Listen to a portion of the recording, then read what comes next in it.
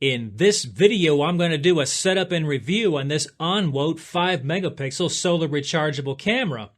I'm going to show you what all is included in the box. I'm going to show you the software and some of the features. We're going to install the camera, and then I'm going to show you some live footage that actually comes from the camera. So stay tuned. This one is going to be action-packed all the way till the end.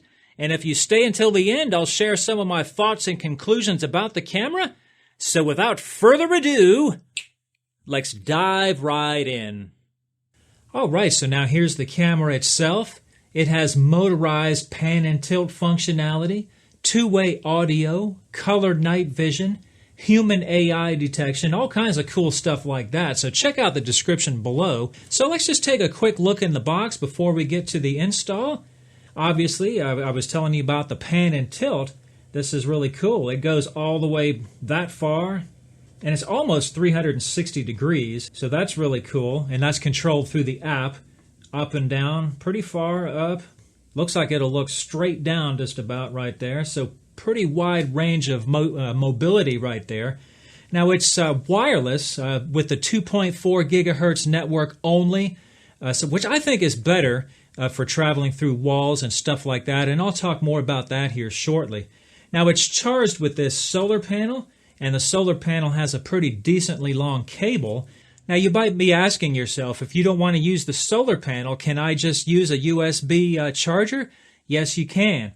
Actually, the instructions recommend that you use a USB charger to charge this for up to 10 hours before you actually install it. So if you get a USB cable extension and run that back to a plug with a charger, you can charge it that way as well if you don't want to use the solar panel. However, I don't recommend you keep it charging 24/7. I think you should just monitor the battery through the app and then charge it as needed. Okay, so next we have the solar panel mount. It works right here, and this will adjust around a little bit to give you the angle that you need. And it comes with the screws for the solar panel mount as well as the screws for the camera mount, which is right here. Let me show you a little bit about how this works. It will mount just like that right there. And you can either mount it with the soffit like this, like for underneath the soffit, or you can mount it right here for a vertical mount against a wall or something like that. So either way, it's going to work really good. And to release it, it's really easy. You just kind of pull that back and it will release off of there. If you're finding any value in this video, please subscribe to this channel. I come out with videos like this as often as I can. Here we have our sticker that goes in the window, and we actually do have a pretty nice book right here. And the only other thing that we have is the USB charging cable. Okay, so I'm just going to zoom in on the camera here. I'm going to show you a little bit about how everything works. I'm going to show you the app, and we're going to make sure everything's working before I install it on the house.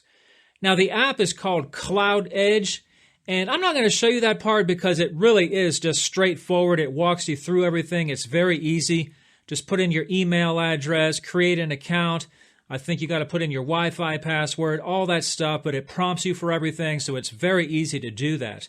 All right, so this has like two different areas to it. It has one right there that's just for the plug itself, and then this opens the whole thing right here. So it's kind of cool because when you have something plugged into this, you obviously leave this part open, and that will kind of seal around the plug. So that's pretty nice. Now up here we have our power and reset buttons. And this is where the micro SD card goes. It can be up to 128 gigabytes, and it should be a Class 10. All right, so to turn the camera on, you'll want to push and hold your power button for 5 seconds. And we should get some kind of reaction from the front, and we do. We have a red light that came on right there. So that should turn blue once it connects to Wi-Fi, and it did because I already set this up previously. All right, so here we are in the app. Let's just make sure everything's working good before we take it outside and mount it. Looks like it is working good. Let's get into our movement. Yep.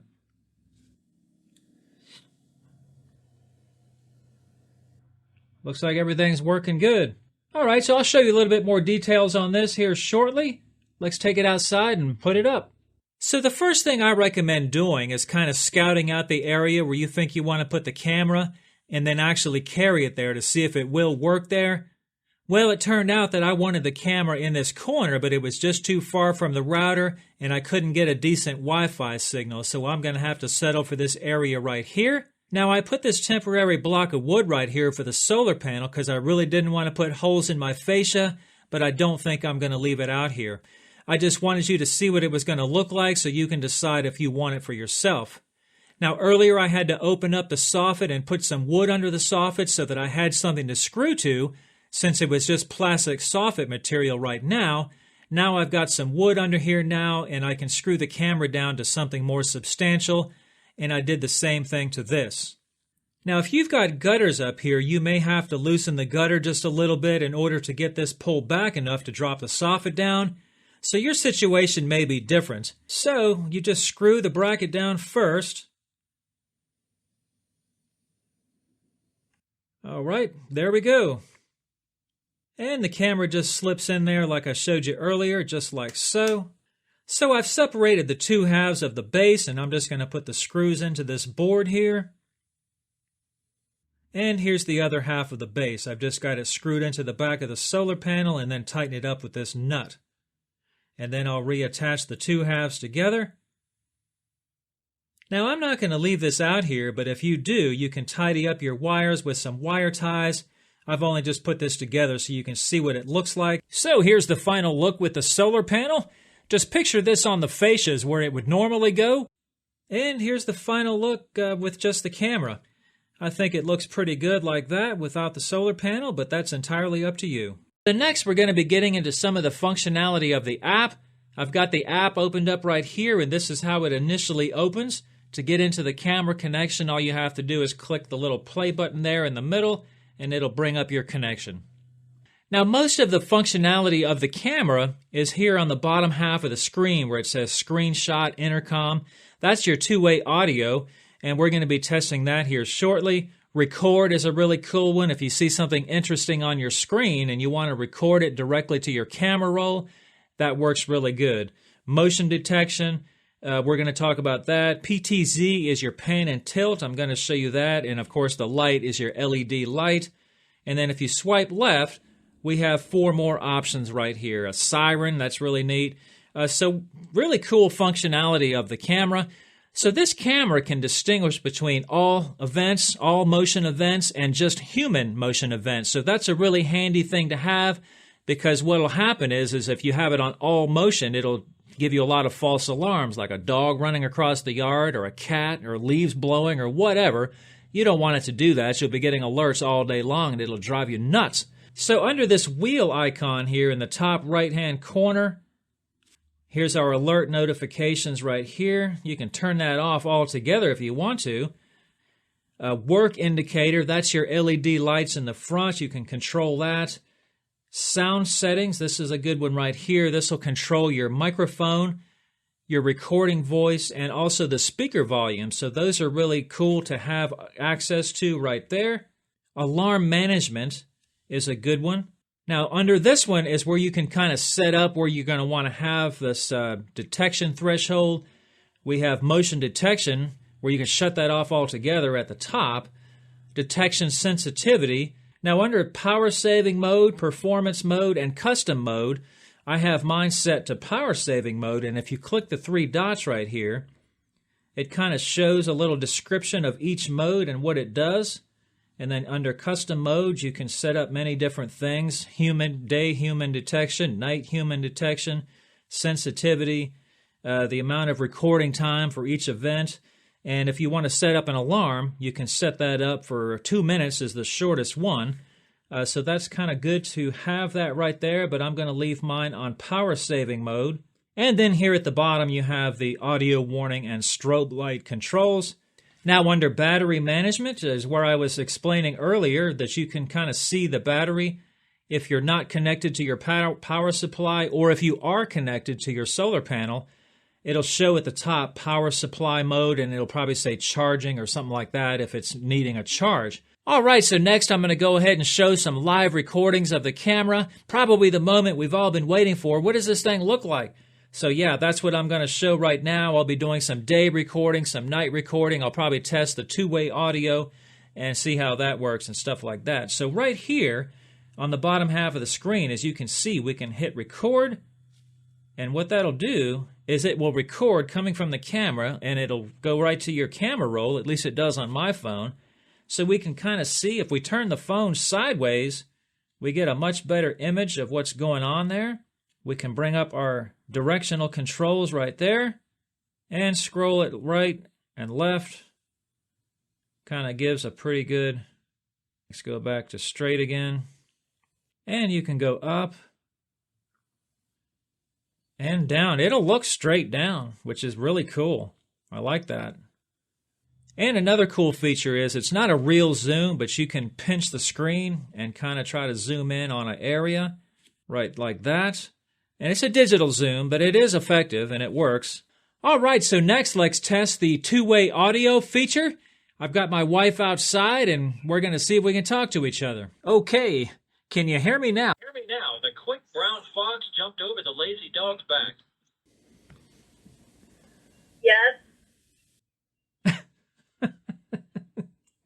Can you say any more than that? Yes, I can hear you. I hear you just fine. Okay, that concludes this test. You can come in now. All right, so here's some daytime AI footage. I wanted to show the human AI detection. Oh, there's the alert right there. And I did virtually the same test at night, and I found there wasn't a lot of difference between the day and the night, and there's the alert right there. So that it works pretty good. And then here's a night clip I shot, turned on the LED, and then it switched over to color. So there's your color night vision. Actually, it looks pretty good with just a very little bit of light right there. Very nice. Okay, so we're almost done here. I just wanted to show a couple more neat features that I wanted to mention real quick. One is the screenshot. You can just hit screenshot right there, and that will save right to your camera roll. And right here is the image I took. So as you can see, it looks pretty good. If I zoom in on the van, it actually doesn't look that bad at all. And the second one is this siren right here. We'll just swipe over to the second page. And this is pretty neat. It even warns you right there. So let's go ahead and turn that on. And that is a pretty neat feature right there. Okay, so let me give you some of my thoughts and conclusions. So overall, I do like the camera. I wasn't too crazy about the solar cell, so I decided to run without it. We'll see how the battery life goes. I haven't had it long enough to determine that. But if it becomes a pain in the neck, I'll just run a long USB cable back to a plug like I mentioned earlier, and that'll take care of that problem just fine. Now, the app connectivity was pretty good overall. It connects most of the time pretty quickly, but not 100%. There were a few times that it was struggling to connect, and it said connection lost, and then I had to restart the app, and that happened a couple of times, but mostly it did work pretty well. And the image quality was surprisingly pretty good. It was on par with the rest of my cameras, so I have no complaints about that. The pan and tilt feature was cool. My other cameras don't do any of that, so that's a really neat feature to have. Okay, so I hope this video has been helpful for you. Thanks for watching.